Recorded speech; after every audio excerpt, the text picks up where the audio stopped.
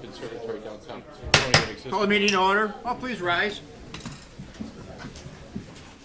Then I ask you to join me in a moment of reflection on the business that's before us this evening.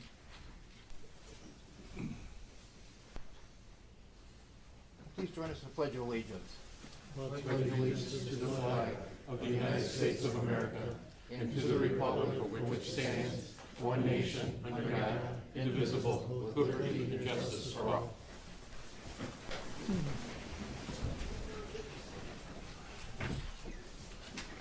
Clerk, please take the roll. Yes, Alderman Brennan. Here. Alderman Begley. Alderman Basso. Here. Alderman Lewandowski. Alderman Key. Here. Alderman Scully. Here. Alderman McGrogan. Alderman Clifford. Here. All right, tonight we have a couple special presentations.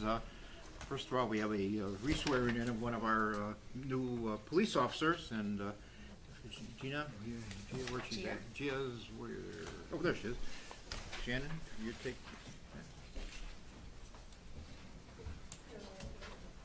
Does that sound good? Yeah. Okay, I think actually I could read these.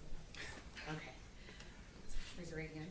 I, Gia Cozy, having been duly appointed as police officer in the city of Palos Heights, in the county of Cook-Forsyth, do solemnly swear that I will support the Constitution of the United States and the Constitution of the state of Illinois, and that I will faithfully and impartially discharge the duties of police officer to the best of my ability.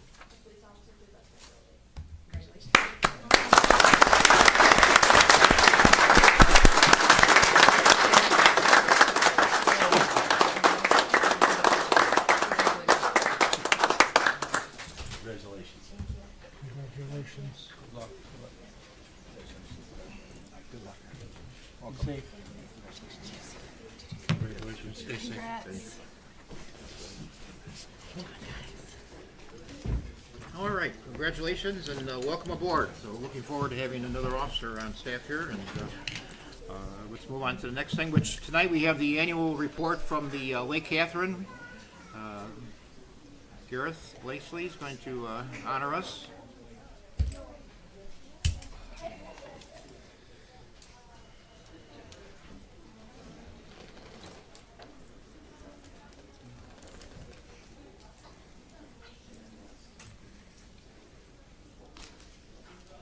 All yours, Gareth. Good evening. How's everyone doing tonight? Just fine. Good, good, good. Well, it's my pleasure to present the Lake Catherine 2025 annual report. This is basically a rundown of all the activities and some of the highlights from the last year at Lake Catherine Nature Center. And one of the things we like to sort of like briefly kind of go over is we like to refine that our mission is to connect people to nature through education, recreation, and restoration. We've actually updated that mission to be more refined to what we are doing. I also have included our board of trustees here. They're integral to the kind of volunteers that are really useful for the management and oversight of the nonprofits. So they're very useful for all the things. And I've also included a few staff leads here about the different people that they kind of follow up with. So obviously myself, Coordinator of Business Operations Bridget, our naturalist Sophia Shuken, our education program coordinator naturalist Tara Taylor, our fundraiser Zoe Ryan, and our volunteer coordinator Chris Mannix. Some of the highlights from last year, although you may not be able to read it on this, is a lot of our events have outreach gone to more people than ever before. We've had volunteers continue to play a strong part of what we actually do. Last year, we still estimate that we have about 142,000 visitors come to the site. These are kind of based off the numbers coming from the bike trail, but also some of the numbers of people coming to our programs as well. We had 5,805 people join us for education programs. So these are people paying to come to our education programs, and some of those are more youth-based, and some of them are more senior. And then we also had 3,150 plus hours of volunteer time. So that's hours that our regular volunteers have been put into Lake Catherine, but also from different kind of groups that have come out and volunteered their times in different ways. And we also had 3,455 canoe and kayak rentals. Environmental education is one of the key components of Lake Catherine's mission and why we kind of try to do things. Last year we were able to pilot Scout Merit Badges. We were never able to do this before, but now we have a new educator that's able to kind of do those merit badges, so that's a key part of our new thing. We were able to do new camp sessions, and we've also been able to kind of develop meaningful partnerships with various organizations. One of the reasons this helps us, it helps us to provide more programs and more activities for different people, whether it's wellness, whether it's yoga, all that kind of stuff really kind of helps us kind of like do and provide more for the public at large. Some of the innovative programs we had last year was Animal Care Club and Animal Reading Buddies, and these are basically designed to foster responsibility between literacy, compassion, and through engaging in animal-centered experiences. So really trying to make the most of the different things that we have on staff for people. Last year we had 5,283 youth program participants, so that's a little bit different than the senior stuff. And, excuse me, and we ran 14 camps as well. Events and recreation is a key part. Many of you are very familiar with our Monarch Butterfly Celebration, which is obviously the kind of the highlight of the year. And this year we actually had 2 days of non-rain, so that was very useful, so we're very happy about that. We also had a number of different events like the Sunset Sonata, and we also do, throughout the whole year, nature walks, even kayak rides. We did the Fall in the Forest, we did a Halloween night hike, and we also did an Erie kayak tour where people got out onto the lake and basically were in the dark looking for scary things at night, so that was fun. We also have been conducting and expanding our senior programs. We've expanded that to reach 146 participants. Most of it's with the local senior club in town, which has been really good. And this is basically our way of offering nature-based hands-on activities for seniors who may not be able to do it. Some of them are memory care aspects. We've also been able to have a variety of team building. We're still kind of doing that. We had 4 team building events last year with over 80 participants as well. Conservation and sustainability is a key part of what we do. So for example, we had 720 native plugs that we're able to sell at a native plant sale. We continued with the Mayor's Monarch Pledge, which includes the Monarch Celebration. We hosted a native plant sale, did different pollinator programs. We also had 21 restoration work days with different groups that came out and volunteered their time to either clear buckthorn, plant different species, all that kind of stuff. We also offer native landscaping services for different groups if they want us to come to their house and say, we want to make this more natural, beneficial to pollinators. We've also been kind of continuing on sustainability with supporting the Palos Heights Green Team. And we've been doing this through a number of different ways. One of them is through the Pumpkin Smash, which seems to be growing year after year, which is really great. The Christmas tree drop-off, where people can drop off their Christmas trees and we shred them and put them on the grounds. The City Cleanup Day, which was, one of them was just this last weekend, which was great. I believe they had a number of different things. And then also Sustainable Film Fest, and we have ours coming up in 2 days' time at the Palos Heights Rec Center. Volunteers are a key part. I won't go through all of these, but you can see we have one person who's been volunteering at Lake Catherine for up to 23 years, which is absolutely amazing that that person can actually stick up with us for all that period of time. But we also have, of that, we have 85 dedicated volunteers, gave 3,150 hours in support of Lake Catherine's mission. We're also heavily supported by the University of Illinois Master Gardeners, where they gave 514 hours of expert advice for a number of things by working in the gardens or helping with programs. So the value of that is put currently at $109,589. If you actually put that in worth values, that's what it's worth, but you really can't put a value on all the effort they put in for us. Some of our things that we've been doing also, we're a non-profit, and so the key part of that is donorship. Monarchs and Margaritas was kind of supportive of the Monarch Celebration. It's the night before the Monarch Celebration. And that brought in $23,000 just in that night alone, which actually really helped support the evening as well. So having people have a really great event that they can come along to, they can release a butterfly into the butterfly tent and have a really special time, really kind of helps cultivate those kind of the aspects of having people being donors and supportive of Lake Catherine. We also had a number of people supporting our Run Wild 5K to discover Lake Catherine, and we also had a couple of grants last year as well. But we also have individual donors. So this is just an example of the number of individual donors that kind of came through last year. In total, separate from even like the fundraising events, that brought in 77,000 plus in donations because people really understand it now that we're more of a non-profit. And also tree, shrub, and memorial donations are a continuing thing that people do. So a lot of times people will come in and want to put a tree, and they will do a donation to Lake Catherine so that can go on. And this year we started doing mature tree dedications. So to kind of broad that, so I'm just looking at the non-profit numbers here. So last year, the non-profit itself brought in $458,936. That's a 9% increase over last year, which is significant. So what we've been able to do with those kind of things is that allows us to have a net income of 91,000. And what we've been doing with those funds is now putting that into an endowment fund, which actually helps support the kind of the growth of Lake Catherine in the future.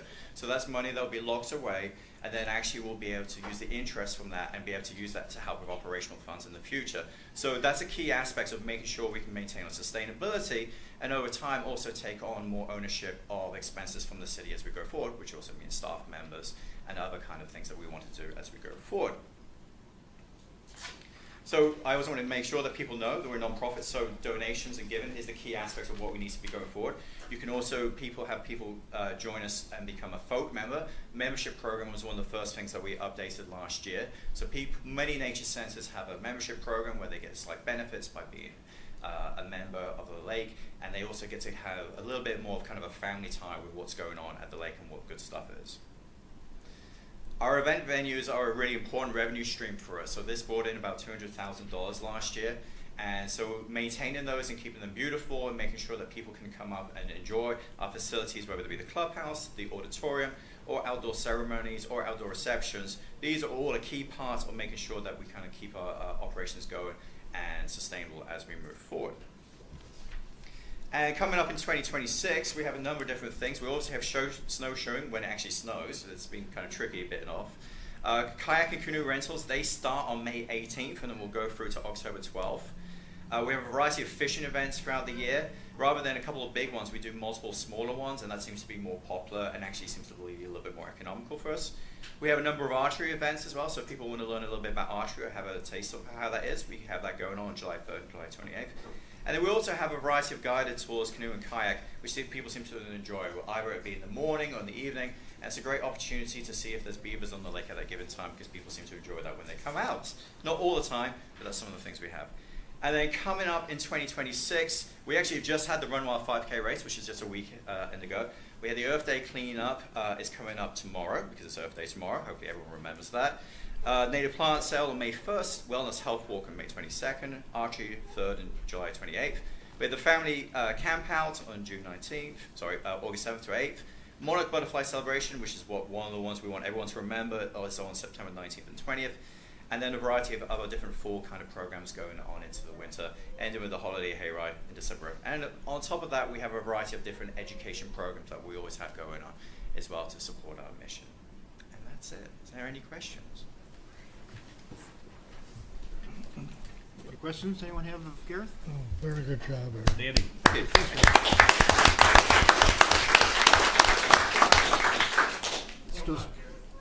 Still continues to be the jewel of the southwest suburbs, I think. So. Me or Lake Catherine? Both. You know. Thank you. Let us ponder that. Never mind, I'll save something. All right, then the consent calendar tonight, we've got the approval of the minutes of the city council meeting from April 7th, 2026, the approval of the payroll and the voucher list for the period ending April 17th, 2026, a proclamation declaring the month of May Neurofibromatosis Awareness Month, easy for me to say, and I'll be back with that in a little bit. And the approval of the payroll to Morris Engineering for engineering fees and various projects throughout the city in the amount of $5,850.53. Need a motion to approve the consent calendar. So moved. Is there a second? Second. Roll call? Alderman Brennan. Yes. Alderman Begley. Yes. Alderman Basso. Aye. Alderman Key. Yes. Alderman Scully. Yes. Alderman Clifford. Aye. All right, there's no sealed bids tonight. What I do, like I mentioned the proclamation, and we've got some representatives here, so I would like to actually read the proclamation for tonight if I could, and make a little presentation here. Whereas the community across Palos Heights are home to individuals and families with neurofibromatosis, a complex generic condition that impacts thousands nationwide. Whereas neurofibromatosis, commonly known as NF, which I thank for doing that, refers to a group of complex genetic conditions that cause tumors to grow in nerves throughout the body, which may affect the brain, spinal cord, peripheral nervous system. It's a rare disorder, together with about 1 in 2,000 people. And whereas there's no cure for HN type 1 or schwannomatosis, including NF2 related schwannomatosis, through treatments are available to help manage the symptoms and address associated medical conditions, whereas NF affects individuals differently and may result in a wide range of physical, neurological, and developmental challenges throughout a person's lifetime. And whereas NF is a generic condition with a 50% chance of being passed on from parent to child, through many individuals are born with NF with no prior family history. And whereas collectively, NF impacts individuals of all races, ethnicities, and sexes, and where NF's Midwest supports individuals with families in the Palos Heights area and throughout the state of Illinois through education, advocacy, and community engagement. Now, therefore, I, Robert Strauss, Mayor of the City of Palos Heights, proclaims May 2026 as NF Awareness Month in Palos Heights and encourage all residents to learn more about NF and support those affected within our community. Passed this day, the 21st of April, 2026. So we've got a proclamation. We're going to do some different visibility things around the city for the individuals. And I think someone's here to accept this proclamation. If I'm Benjamin, is it? The Klein family. The Klein family, I think everybody was. Benjamin? Benjamin in particular. Come on up, picture this. The whole family, come on up, come on up. You don't bite. How you doing, bud? All right. You want to take this for you? Can you say thank you? And get a picture sign over there. Okay. All right. There you go, Benjamin. Good luck, okay? It's a natural.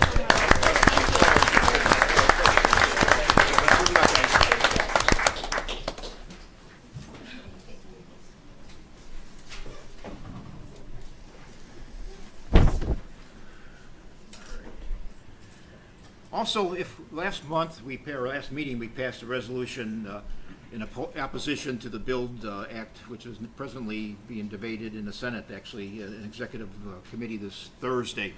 And I just wanted to give a little highlight. It's a very short video that the Illinois Municipal League has put out, and we as a mayor's group and as citizens should be violently opposed to this. This basically takes away cities' own zoning codes, parking regulations, and puts it all in the hands of the state of Illinois, which we know how that works. And so if you have any contacts with state senators or representatives, Bill Cunningham's our state senator, Mary Gill's our state rep, please, you could address a letter to them telling them that you're opposed to it. But may just take, this is 2 minutes long, so it's not a long thing, but it tells them this is what the state of Illinois is trying to do throughout the whole state. So Governor J.B. Pritzker is proposing one-size-fits-all housing mandates that override local zoning authority across Illinois.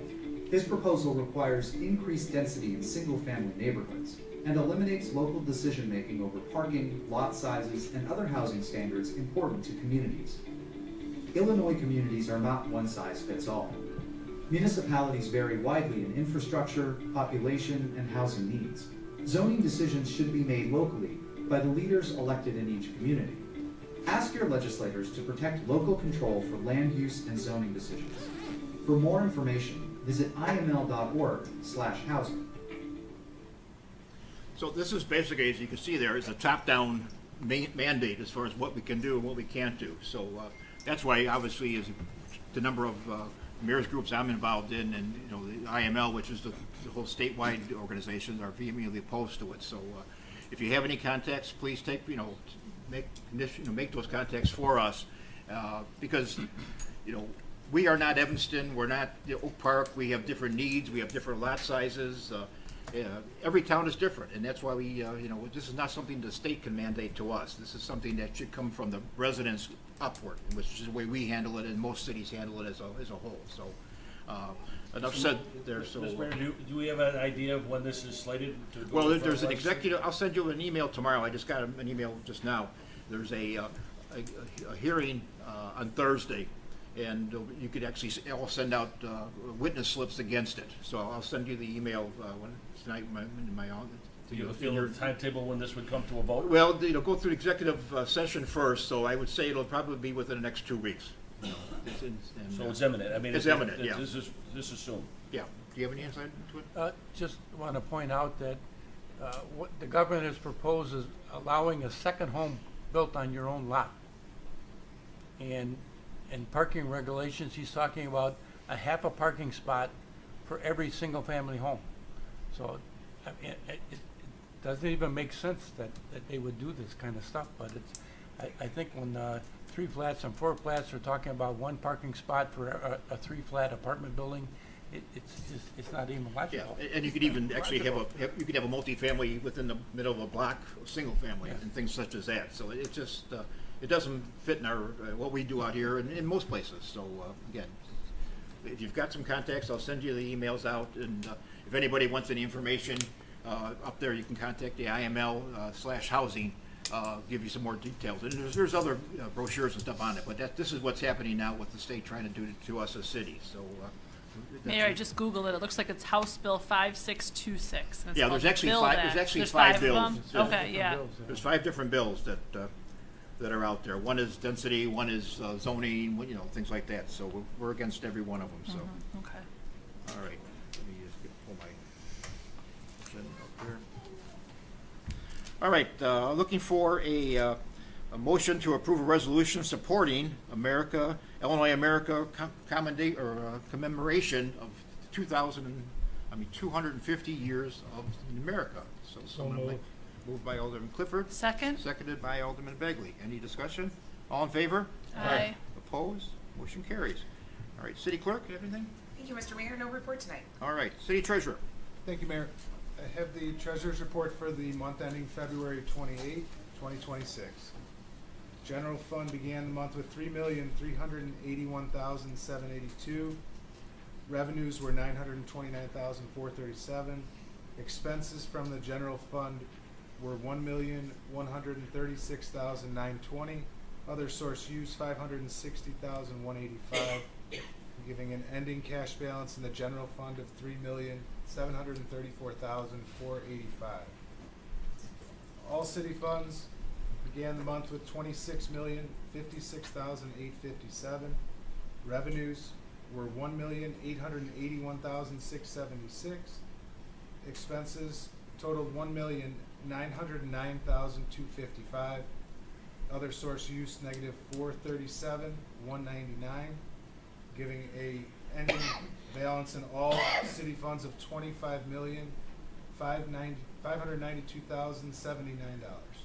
That concludes my report. All right, need a motion to approve the treasurer's report? So moved. Moved by Alderman Clifford. Second by Alderman Brennan. Discussion? Roll call?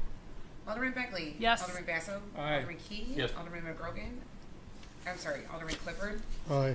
Alderman Brennan. Yes. That's it. Yes. All right. City Attorney? No report. Any communications anyone have? I have Citizens? Mayor. Jack, okay. Oh, Jack, I'm sorry. Jack said something to say. In relation to the previous comment by the mayor about the 250th birthday of our nation, there's going to be a couple events coming up.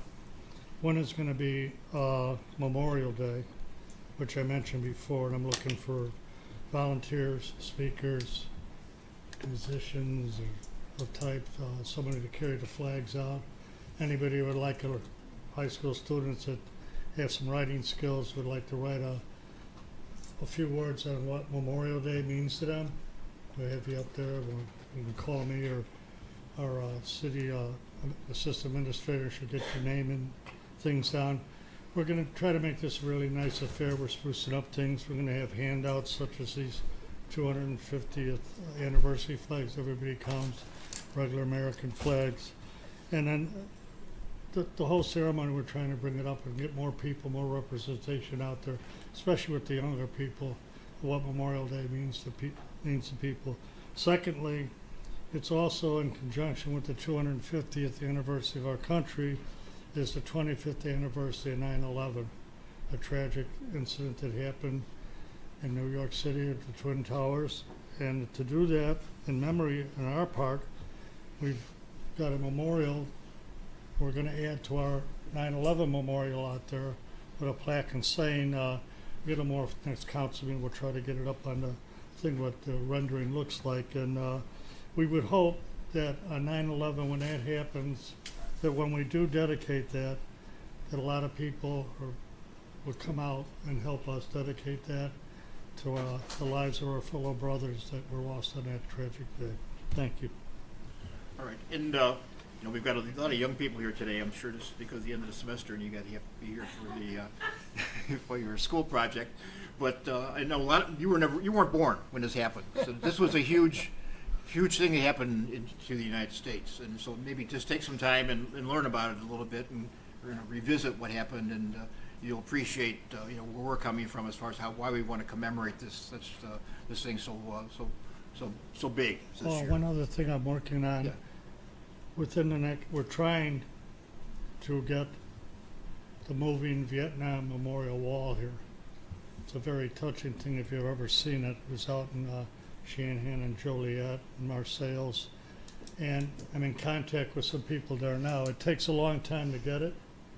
Again, it takes a lot of volunteers because the wall has to be guarded 24 hours a day to honor those names on that wall, of which some of them I served with. And if we could get that here, it'd be a great honor, a great tribute to our town to be able to sponsor such an event. And I would hope we can get enough people from town to help us pull that off. So keep that in mind, and future information will be coming. Thanks, Jack. Appreciate it. Anybody else? Citizens wish to address the council tonight? Anyone? Oh, Chuck? Chuck Polecaster, 25 years here in town. Often when a citizen comes to you, they come to ask something or complain about something. Tonight I just wanted to say thank you to you. Many of you are volunteers, I've known you for many years, and you do a great job, and it's a great town to live in. And just wanted to say thank you. Thanks, Chuck. Thank you. Thank you. Wow, that's the first time I've been doing this 25 years. Thanks, Chuck. And I didn't pay him or anything, just so you know. All right, any other citizens wish to? Okay, Finance Committee? McGrogan's not here, there's no report. Alderman Basso, Public Safety? Yes, Mayor. I have no report this evening. Great. Public, Municipal Grounds and Property, Alderman Begley. Mayor, I have no report this evening either. Okay. All right, spread one to Alderman Scully. Thank you, Mr. Mayor. I have one issue on my docket. It's an application 2026 Special Use Permit -04. It's a petition, an application filed by Dr. Abdullah Abdallah. It's an application to direct the city attorney to draft an ordinance to allowing a B1 restricted and a B business zoning district to operate a medical clinic and urgent care within the premises located at 12244 South Harlem. We've come to an agreement to table this, subject to the receipt of the MKSK overall plan for that area of the city in the Old Palos district. And the applicant has just asked us to table it until we get that, and we can reconvene. So I'll table that for a extended period of time. Okay, great, thanks, Pete. That's all for this report. All right. Alderman Key, Recreation? Thank you, Mr. Mayor. I'd like to make a motion to approve Community Park seasonal washroom cleaning services for Sertoma Star Services from April through October 2026 in the amount of $950 a month. Second? Moved by Alderman Key, seconded by Alderman Begley. Discussion? Roll call? Alderman Basso. Aye. Alderman Key. Yes. Alderman Scully. Yes. Alderman Clifford. Aye. Alderman Brennan. Yes. Alderman Begley. Yes. Then I'd like to make a motion to approve authorization by the mayor to execute a 10-year ComEd easement lease agreement for power line land within Community Park and the PBO fields. Second? Moved by Alderman Key, seconded by Alderman Begley. Discussion? Roll call? Alderman Key. Yes. Alderman Scully. Yes. Alderman Clifford. Aye. Alderman Brennan. Yes. Alderman Begley. Yes. Alderman Basso. Aye. And then I'd like to make a motion to approve authorization by the mayor to execute a grant agreement between the State of Illinois Department of Commerce and Economic Opportunity and the City of Palos Heights in the amount of $75,000 towards the new slide at Palos Pool. And just to clarify, this process of getting this grant started actually probably 6-7 years ago. It's just finally now coming to fruition, but it's very nice to get $75,000 from the state to pay for some of the rehab that we did at the pool. Second it. Moved by Alderman Key, seconded by Alderman Brennan. Discussion? Roll call. Alderman Clifford. Aye. Alderman Brennan. Yes. Alderman Begley. Yes. Alderman Basso. Aye. Alderman Key. Yes. Alderman Scully. Yes. And that concludes my report, Mr. Mayor. Thank you, sir. Alderman Clifford, Roads and Construction. Yes, motion to award the 2026 MFT program bid to Lindell Brothers, Inc. in the amount of $808,180.58. These guys were so you know, were the second highest bidder, but the lowest, but the lowest bidders didn't fill out the forms properly. They wouldn't have been accepted. The state had concerns, so but we're allowed to go to the next bidder, which is Lindell Brothers, for $808,180.58. Okay. Moved by Alderman Clifford. Is there a Second. Second by Alderman Bagley. Discussion? Roll call. Alderman Brennan. Yes. Alderman Begley. Yes. Alderman Basso. Aye. Alderman Key. Yes. Alderman Scully. Yes. Alderman Clifford. Aye. And motion to approve architectural engineering design to remodel 2 bathrooms only located in the front of City Hall of Old Architects and Engineering for the amount of $14,600. Moved by Alderman Clifford. Is there a second? Second. Second by Alderman Bagley. Discussion? Roll call. Alderman Begley. Yes. Alderman Basso. Aye. Alderman Key. Yes. Alderman Scully. Yes. Alderman Clifford. Aye. Alderman Brennan. Yes. And that's the end of my report, All Mr. right, Mayor. thank you, sir. License permits and franchises, Alderman Josky's not here, I don't believe he's got a report. Alderman Brennan, Water and Sewer? No report, Mr. Mayor. Okay. Under special committees, Business and Economic Development, Alderman Key? Thank you, Mr. Mayor. I'd just like to remind everyone that the farmers market starts on each Wednesday from May 13th to October 14th. It's right around the corner. And it's at the municipal parking lot, which is next to, between Norell and High Five in the Heights. And so it's from 8 o'clock till 1 o'clock each Wednesday, so come out and enjoy it. Thank you. That concludes my report. All right. Cable TV, Alderman Scully. Thank you, Mr. Mayor. I do have a prepared number of remarks with respect to what's new with Payless Heights TV4. Payless Heights TV4 is now posting shorts on both Instagram and YouTube, moving more into the more digital space. The shorts are typically less than a minute long, usually 40-45 seconds, and currently highlight a number of businesses in town. Special thanks to our new team member, Charlie Wakekus, who's edited these shorts in addition to his working on the full-time interviews that he's been working on as well. Special acknowledgement to our Adam Jasinski, our city administrator, whose direction and initiative has led this to the creation of this digital effort. Also, Todd Probasco, the president of the Payless Area Chamber of Commerce, is producing and hosting a new show called Around Town. He'll be interviewing local business owners who are members of the Payless Area Chamber of Commerce. He just did his first show for the Heights Cycle and plans to do Johnny's Rooftop next month. His goal is to do that at least once a month. That too will be via digital access. Finally, and probably most important, Payless Heights TV4 is always looking for good, talented volunteers, whether you want to do camera work, editing work, scheduling interviews, or doing the interviews. It's a lot of fun to get on either side of the camera, give it some real thought, and reach out to Payless Heights TV4 if you'd like to. That's all for my report. All right, thank you, Alderman Scully. Any old business anyone have? Any citizens wish to ask questions about business tonight? If not, any new business? I forgot on the roads, I'll make an announcement Sure. about a traffic concern. There's gonna be some construction at Southwest Highway, you know, on 131st, but there's gonna be a continuation of that for about 35 days. Just to make you aware, you have a letter from the Illinois Department of Transportation. And basically it's saying, due to existing conditions, the scope of work of the stage construction will not be feasible. A detour will be required to manage traffic during its construction. The proposed detour utilizes LaGrange Road north from 131st Street to 123rd, 123rd Street east to McCarthy Road, West McCarthy Road to southeast to west 127th, west 127th to east Illinois 43, which is Harlem Avenue, and Illinois 43 south to Illinois 131st Street. The same route is recommended in the reverse direction. The detour is anticipated to remain in place for approximately 35 days of construction. So if you can avoid that area at that time, be wise to that one. Jackie, maybe if you give that information to Jan, our assistant, she could post it on the Facebook and Yeah, our webpage. So rather than get the little map of where we're going here, so.